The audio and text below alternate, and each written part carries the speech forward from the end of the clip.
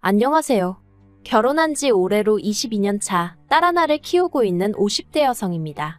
이 나이에 어디 가서 제 얘기를 하기도 마땅치 않고 그렇다고 아무 일도 없었던 것 마냥 지나가자니 우라통이 치밀어서 익명의 힘을 빌려서라도 하소연 좀 하려고 찾아왔습니다.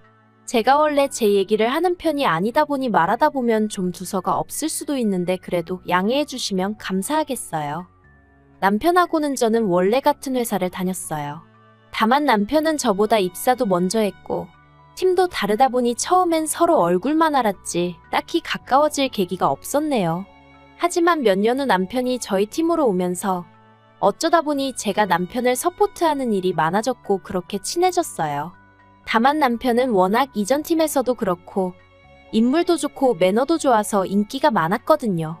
그에 반해 저는 눈에 띄는 사람이 아니기도 했고 원래 제가 이성 쪽은 좀 둔한 편이기도 해서 남편에겐 별 관심이 없었는데 하지만 어째서인지 하루는 남편이 저에게 정식으로 교제를 해보고 싶다며 연락을 해왔고 막상 그런 고백을 받으니 그 기분이 묘하면서도 싫지는 않더라고요. 그래서 한번 만나보자 한 게 이렇게 부부의 영까지 맺게 될 줄은 몰랐죠. 그때는 딩크라는 말도 잘 몰랐는데 어쨌든 남편이나 저나 아이 생각이 없었어요. 그래서 결혼하고 한 3, 4년 동안은 계속 신혼부부처럼 알콩달콩 서로만 바라보고 살았죠. 덕분에 양가 부모님들은 마음고생을 많이 하셨어요. 시댁에서는 혹시 저한테 문제가 있는 건 아니냐 의심도 하시고 그리고 그 무렵엔 솔직히 저도 아이 생각이 없으면서도 딱히 피임을 하는 건 아닌데 왜 안 생길까 하는 걱정이 들긴 하대요. 그래서 남편하고 병원이라도 가봐야 하나 어째야 하나 하루가 다르게 고민이 깊어져만 갔는데 그해 제가 임신을 했어요. 처음 제 임신 소식을 알렸을 때 양가에서 얼마나 좋아하셨는지 모릅니다. 다만 양가의 반응이 조금 다르긴 했어요.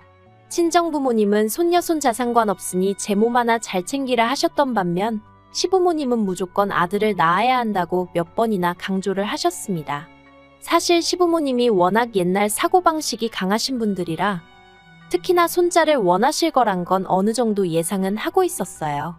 하지만 그렇게 임신 소식을 알리는 며느리 면전에다 대고 아들을 낳아야 한다고 대놓고 말씀을 하실 줄은 몰랐죠. 그래서 무척이나 당황스러웠던 기억이 지금도 생생하네요.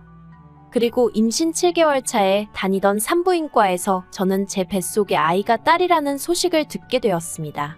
그 소식을 들었을 땐 솔직히 아무 생각이 없었어요. 뭐라고 설명을 해야 적절할까요?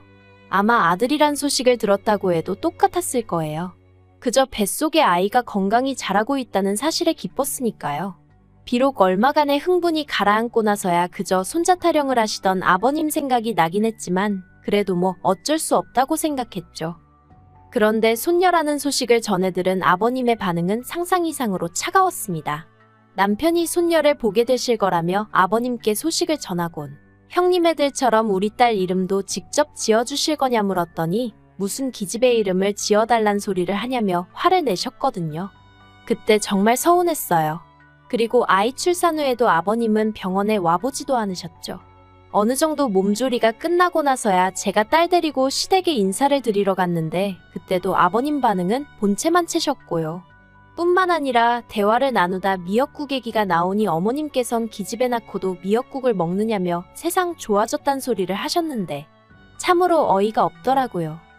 아무튼 이후로도 어머님 아버님은 도통 저희 애가 어떻게 자라는지 잘 지내고는 있는지 궁금해하시는 일이 없으셨고 그래서 저도 명절이나 시부모님 생신처럼 찾아뵈야 할 날이 아니면 굳이 시댁에 가질 않았어요.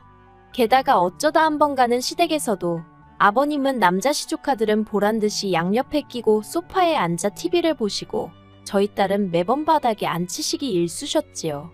처음엔 설마 싶었지만 그 꼴을 몇 번씩이나 보고 나니까 하루는 정말 머리뚜껑이 열리는 것 같더라고요. 그래서 제가 남편더러 정말 이대로 보고만 있을 거냐니까 남편이 자기도 더는 못 참겠다면서 아버님한테 큰 소리로 화를 내대요. 이럴 거면 영 끊고 살자면서요. 그리고 그 일이 있고 한 1년은 정말 서로 연락 한 번 없이 지냈어요. 중간에서 아주버님은 그래도 저희가 아랫사람이니 이 정도 했으면 되지 않냐 하시며 숙이고 들어가라 하셨지만 아주버님은 아들만 둘이었고 그 아들 둘이 시부모님으로부터 온갖 사랑은 다 받고 있었으니 저희 기분을 이해할 리가 없었죠. 아무튼 남편도 형은 상관하지 말라며 버텼고 결국 어머님이 먼저 연락을 해오셨어요. 부모 자식 간에 언제까지 이러고 살 순 없지 않냐 하시며 저희더러 이해를 좀 해달라, 당신들도 노력하겠다 이렇게요. 솔직히 저희가 바라던 사과도 아니었고 두 분 다 끝끝내 미안하단 말씀은 없으셨으니 반쪽짜리도 못 되는 사과였지만 그래도 일단은 알겠다 하고 다시 조금씩 왕래를 시작했네요. 하지만 저희 딸이 7살 되던 해였습니다. 저희 부부는 경제교육이 중요하다 생각하여 딸아이가 어렸을 때부터 돈을 받으면 일단은 저금통에 넣게끔 교육을 시켜왔어요. 특히 명절처럼 아이 입장에서 큰돈이 오갈 때는 엄마가 맡아줄게, 나중에 줄게 이런 말보다는 본인이 직접 저금통에 넣게끔 가르쳤었죠. 그런데 그해 추석이 지나고 아이 저금통을 봤는데 저금통이 텅 비었더라고요. 기억에는 아주버님이랑 시이모님한테랑 얼마씩 받았던 것 같은데 말이에요. 그래서 애한테 용돈 받은 거 어디다 뒀냐고 물으니 그 돈을 전부 다 아주버님네 애들, 그러니까 시조카들한테 줬다는 겁니다. 저는 처음에 아이가 제 말 뜻을 제대로 이해를 못한 줄 알았어요. 그래서 다시 지난번에 할머니 할아버지 집에 가서 받은 용돈, 그 돈 어디다 뒀어? 하고 물으니 애가 답답하다는 듯 저희 어머님이 시조카들한테 주라고 했다는 거예요. 제가 황당하기도 하고 어이가 없어서 할머니가 그걸 왜 다 오빠한테 주라고 그랬냐니까 할머니가 앞으로도 저희 딸이 받는 건 다 오빠한테 줘야 하는 거라고 하셨다나요. 그 말을 듣곤 어찌나 속이 상하던지. 그래서 제가 딸에게 그건 할머니가 잘못 이야기하신 거라고, 그럴 필요 없다고 했어요. 그리곤 바로 남편에게 전화해서 딸애와 나눈 이야기를 전했죠. 그러자 남편도 저만큼이나 화가 난 것 같더니 자기가 퇴근하는 대로 시댁에 가서 아주 단판을 짓고 오겠다대요.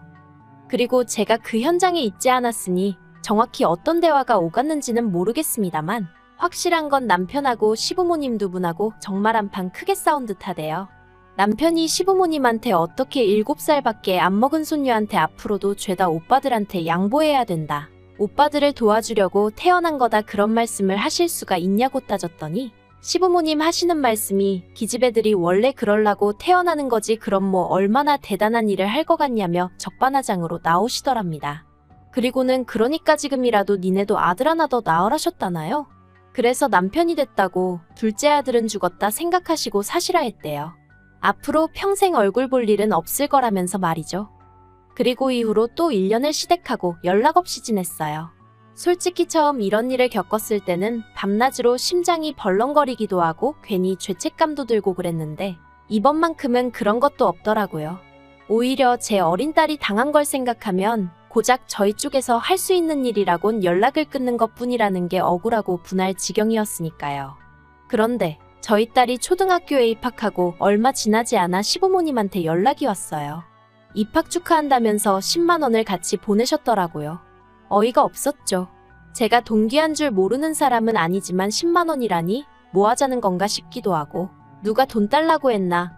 왜 돈까지 보내시면서 이러시나 싶기도 하고 그래서 돈은 아주버님을 통해서 돌려드리고 남편이 마음만 감사히 받겠다고 하지만 연락은 하지 마시라 했다 들었습니다. 그런데 이후로도 한 달 간격으로 어머님 아버님이 당신들이 살면 얼마나 살겠냐는 둥, 돌이켜보니 손녀한테 뭐 하나 잘해준 것도 없고 마음이 안 좋다는 둥. 그래서 결국 저희가 또 한 수 접고 들어갔네요. 막말로 당장 돌아가실 양반들이 아닌 건 잘 알고 있었지만 괜히 마음 찝찝할 일은 남겨두고 싶지 않았으니까요. 그리고 이렇게 지내온 세월이 벌써 10년 가까이 되어가는데 사실 그 시간 동안에도 별 거지 같은 꼴을 한두 번 본 게 아니에요. 아주버님 애들은 중학교, 고등학교 들어갈 때 딱딱 100만 원씩 주시더니 저희 딸은 10만 원 주시고 이런 건 뭐 할 얘기거리도 못 됩니다. 그까짓 돈 몇 푼 탐나지도 않아요. 저를 진짜 열받게 하는 건 사실 그런 금전적인 지원보다는 어머님 아버님이 저희 딸을 어떻게든 깎아내리고 싶어 환장이라도 하신 분들 마냥 저희 딸만 보면 흠잡기에 급급하셨다는 거죠. 일단 시조카들은 아무리 남자들이라고 해도 키가 170 조금 넘는데 하나는 체중이 90kg, 하나는 거진 100kg 가까이 될 정도로 뚱뚱하거든요. 그런데도 어머님 아버님은 걔네들 보고는 아주 든든하니 보기 좋다, 남자가 덩치가 있어야 된다 하시면서 키 163에 몸무게 50kg 나가는 저희 딸한테는 뭘 먹고 이렇게 살이 쪘냐면서 여자가 살찌면 둔해 보인다고 살 좀 빼라 소리를 한참 외모로 예민할 시기에 귀에 딱지가 않게 말씀하시대요. 그리고 그럴 때마다 저나 남편이라고 가만히 있지 않았어요. 왜 쓸데없는 소리를 하시냐. 우리가 보기엔 시조카들이야말로 문제다. 심지어 한 번은 남편이 아버님더러 아버지는 눈이 어떻게 되신 거 아니냐고, 뚱뚱한 거 마른 거 분간도 못 하시냐고, 어디 돋보기라도 맞춰드릴 거냐고 빈정거리더라니까요. 그런데 지난해 생각지도 못한 얘기를 듣게 되었습니다. 저희 시부모님은 매년 건강검진을 받으시기에 작년에도 별탈 없이 지나가겠거니 했는데 아버님이 간경화 판정을 받으셨거든요. 그리고 판정과 동시에 스트레스를 받으셔서인지 건강 상태가 급속도로 악화되는 듯 하더니 결국 봄에는 급기야 복수가 차서 입원까지 하시대요. 그리고 집안 분위기는 난리도 아니었어요. 어머님은 당장이라도 아버님이 돌아가시는 거 아니냐고 무슨 초상 치르는 집 마냥 매일같이 전화해서 하소연을 하시고, 그런 어머님을 상대해 주느라 저희 남편은 남편대로 고생을 했죠. 그리고 그런 와중에 어머님은 제가 아버님 병수발을 들기 바라셨는데 저는 그럴 수가 없었습니다. 딸애가 한참 공부에 열을 올려야 하는 시기였으니 엄마인 저도 마음이 온통 그쪽으로 쏠려 있었거든요. 그래서 저 말고 형님한테 말씀해 보시라니까 거긴 안 된답니다. 그러면 당신 큰아들하고 손자들 식사랑 뒷바라지는 누가 하느냐고요. 그리고 이건 제 지나친 생각이었을지도 모르지만 그런 와중에도 손자랑 손녀를 차별하신다는 생각에 솔직히 오만정이 다 떨어지더라고요. 그래서 병수발이고 뭐고 더 하기 싫고, 그래서 더 안 했어요. 까놓고 말해서 시댁에 돈이 없는 것도 아니고 힘드시면 간병인 부르시겠지 싶어서 솔직히 모른 척 했네요. 그러다 결국 아버님이 간암 판정을 받으셨습니다. 병원에서는 하루라도 빨리 간을 이식받는 게 제일 좋다고는 했지만 솔직히 간을 이식받는다는 게 쉬운 일은 아니잖아요. 흔한 일도 아니고요. 아무튼 그래도 아들이 둘이나 있고 아버님 형제분들도 계시니 전 별 걱정은 안 했습니다. 아니, 걱정은 되었지만 그렇다고 제가 달리할 수 있는 일이 있던 것도 아니니 별다른 의견을 내지 않았다고 해야 할까요? 그런데 그 이야기가 있고 며칠 뒤 어머님한테 연락이 왔는데 시간 날 때 저희 딸을 데리고 가서 조직검사를 받아보라대요. 좀 황당하기도 하고, 제가 설마 싶어 어머님께 아주버님네도 전부 다 검사를 받았냐 물었습니다. 그랬더니 어머님이 그게 너랑 무슨 상관이냐 하면서도 당신이 지금 아쉬운 상황이라 그러신 건지 이네 거기도 다 받았으니 저희도 잔말 말고 가서 받으랍니다. 그리고 알고 보니 이미 저희 남편도 가서 받고 왔더라고요. 그러니 솔직히 너는 선택지가 없었죠. 그래서 정말 내키진 않았지만 딸하고 같이 조직검사를 받았어요.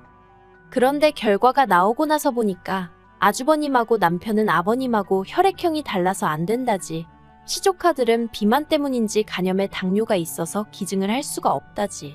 그런데 저하고 제 딸하고 둘은 적합 판정이 나왔습니다. 어이가 없었어요. 왜 하필 우리 둘이 적합 판정이 나온 건지. 이 소식을 전하는 병원에서는 가족 내에서 둘이나 나오기가 쉽지 않다며 잘 됐다고 축하하는 눈치던데, 이게 도대체 뭐가 잘 됐다는 건지 정말 짜증이 나더라고요. 저요 솔직히 제 간을 아버님께요 절대 드리고 싶은 생각 없었고요. 게다가 저희 딸이요 말할 필요도 없죠. 제 딸 몸에 칼을 뗀다니 그것도 아버님을 위해서요? 가당치도 않은 소리였죠. 그런데 어쨌든 이 이야기가 아버님은 물론이고 어머님과 아주버님 귀에까지 들어갔습니다. 아버님한테 전화가 걸려왔는데 좋아서 어쩔 줄을 몰라 하시더라고요. 그러면서 하시는 말씀이 당신은 복도 많다면서 주변에서 얼마나 부러워하는지 모른다나요. 그리고 그런 아버님의 말씀에 저는 한마디도 대꾸하지 않았어요. 아버님에겐 정말 좋은 감정이 하나도 없긴 했지만 그래도 제 남편의 아버지시니 제 것도 저희 딸 것도 드릴 생각 없어요. 그 소리를 차마 못하겠더라고요. 그런데 그때 아버님이 먼저 하시는 말씀이 제 거 말고 저희 딸 거로 달랍니다. 그래도 젊은 애 걸 받아야 더 오래 갈 거 아니냐면서, 그리고 젊은 애들은 회복도 빠르니 그게 좋을 것 같다나요? 기도 안 차서 말도 안 되는 소리 하지 마시라 했어요. 저도 그렇고 저희 딸도 그렇고 가는 못 드린다고요. 그리고 이 일로 온 집안이 말 그대로 쑥대밭이 되었습니다. 아주버님은 아버님이 저러다 돌아가시면 제가 죽인 거나 마찬가지라며 가만히 있지 않겠다 했고, 어머님은 저는 그렇다 쳐도 저희 딸은 엄연히 최씨 집안 핏줄이니 제가 이래라 저래라 할 권리가 없다나요. 그래서 저희 딸에게 할아버지에게 간드리고 싶냐고 제가 대놓고 물어봤어요. 그리고 애들이 어리다고 해서 속이 없는 게 아니잖아요. 한다는 말이 만약 외할아버지가 달라고 하셨으면 그동안 자기를 너무 예뻐해 주셨고 잘해 주셔서 드렸을 것 같은데 친할아버지는 아니랍니다. 싫대요. 맨날 오빠들하고 자기 비교하고 무시하고 칭찬은 한 번도 안 해주고 못생겼다 멍청하다 나쁜 말만 하셨는데 자기가 왜 자기 간을 들여야 되냐며 싫다고 딱 잘라 말하던걸요. 그래서 이 얘기를 남편을 통해 시댁에 전했습니다. 기증자를 더 알아보시든 어쩌시든 서두르시라고 저희한테 기대하지 마시라는 말과 함께요. 그러자 어머님이 기어이 이튿날 저희 집으로 쫓아오셨더군요. 남편하고 저는 한 번은 겪었어야 하는 일이라 생각했기에 오히려 덤덤했어요. 그리고 다행히 그날 저희 딸을 제가 친정에 보냈었거든요. 남편하고 기증 문제로 얘기를 하다 보면 큰 소리가 날지도 모르겠다 싶었는데 딸이 듣게 하긴 싫었으니까요.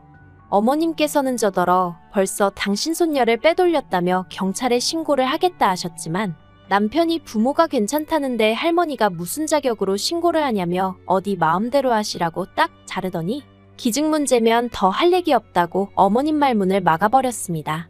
그러자 어머님이 남편더러 네 아버지가 너한테 어떻게 했는데 너가 이러냐면서 자리에 앉아 엉엉 우시더라고요. 그러니까 남편도 어머니 아버지껜 죄송하지만 지금 내 가정은 이 사람하고 우리 딸인데 어쩌겠냐. 두 사람이 싫다는데 내가 강요할 수는 없다. 그러니까 어머니 아버지도 내 와이프고 딸이고 귀한 줄 알고 잘 좀 해주시지 그랬냐 하는데 제 마음이 다 착잡하더라니까요. 그래서 결국 저나 저희 딸이나 기증은 안 하기로 했고 시댁하고도 완전히 연을 끊기로 했어요. 남편은 저더러 신경 쓸 거 없다 하고 실제로 집에서도 속은 어떤지 몰라도 속상하다거나 서운한 티를 내지 않네요. 모르겠습니다. 이러다 아버님이 정말 돌아가시기라도 하면 제가 후회하진 않을지. 하지만 그래도 계속 똑같은 소리지만 저도 싫고 저희 딸은 더더욱 안 된다는 생각이에요. 그러니 시부모님이 모든 걸 인정하고 받아들이시지 않는 이상 이 관계가 회복될 일은 없지 않을까 싶네요. 저희 모녀에게 손가락질하는 사람들도 있겠죠. 하지만 지난 세월 동안 저나 저희 딸이 받은 서름을 안다면 꼭 그럴 수만은 없을 텐데요. 아무튼 마지막으로 아버님께도 좋은 소식이 있길 바라며 더는 시댁에 대해선 생각하지 않으렵니다.